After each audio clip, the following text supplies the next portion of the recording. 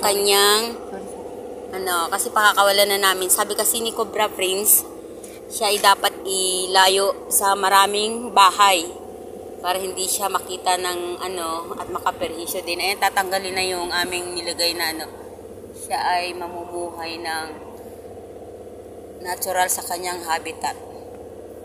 Kasi daw, ang ahas naman na to, o ang sawa na to ay hindi naman makamandag. Siya rin ang nagdadala ng ating taga-control ng peste. Oo. Ayan, maliit pa naman siya. Gano'n ba kahaba, Roy?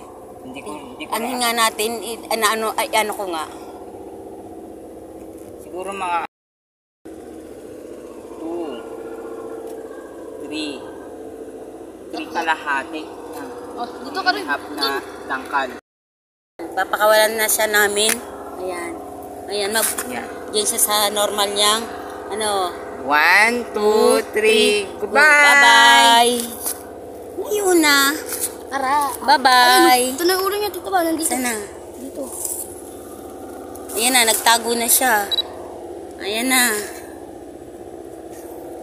Wala na. Bye-bye! Ito na siya. Bye-bye! Ayan na siya. Umakit oh. Saan? Hindi niya nakakit ko. Ayan na siya, oh. Ayan. Bye-bye! Ayan. Ayan na siya. Hanap ka na ng pagkain mo. Daming ibon pa naman yung buha pa ba?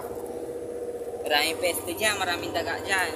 Mabubulalaki ka dyan. Oo nga. Ayun na yung ulo niya, nandun na.